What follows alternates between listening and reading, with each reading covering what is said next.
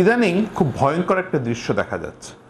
আমরা অনেকেই অ্যান্টিবায়োটিক রেজিস্ট্যান্সের কথা শুনেছি, এখন শোনা যাচ্ছে অ্যান্টিফাঙ্গাল ড্রাগ রেজিস্ট্যান্স।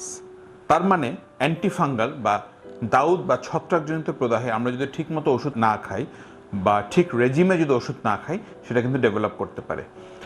ব্যাকটেরিয়ার কালচার করা যতটা ইজি, ফাঙ্গাসের কালচার করা কিন্তু ততটা ইজি না। এটা খুব দুই একটা স্পেসিফিক সেন্টারে হয়ে থাকে এবং যেটা সময় সাপেক্ষ এবং ব্যয়বহুল। কারো যদি দাউদ হয় কিংবা নখে যদি ফাঙ্গাস হয় কিংবা শরীরের অন্য কোনো জায়গায় যদি দাউদজনিত প্রদাহ হয়, সেক্ষেত্রে আপনাদের মনে রাখতে হবে 7 দিন, 10 দিন, 15 দিন ওষুধ খেয়ে কিন্তু সেটা সম্পূর্ণরূপে নিরাময় সম্ভব না। অ্যান্টিবায়োটিকের কোর্স সাধারণত 5 দিন, 7 দিন, 10 দিন, 15 দিন হয়, কিন্তু অ্যান্টিফাঙ্গালের মিনিমাম কোর্সই হয় আপনার 1 থেকে 1.5 মাস।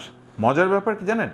নখের ক্ষেত্রে 3 মাস, সেটা আঙ্গুলের নখের ক্ষেত্রে হাতের, এবং পায়ের নখের ক্ষেত্রে 6 মাস থেকে 1 বছর পর্যন্ত আমাদের অ্যান্টিফাঙ্গাল ওষুধ খেতে হয়।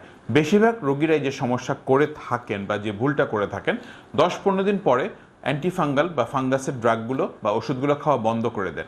এতে দেখা যায় পরবর্তীতে তারা ওই ওষুধটার কাজ করছে না, এবং কাজ করলেও ঠিকমতো কাজ করছে না। সুতরাং অ্যান্টিফাঙ্গাল ড্রাগ খাওয়ার ক্ষেত্রে বা ওষুধ খাওয়ার ক্ষেত্রে আপনারা আপনাদের চিকিৎসক বা ডার্মাটোলজিস্ট যিনি আছেন তার পরামর্শ সম্পূর্ণরূপে ফলো করবেন।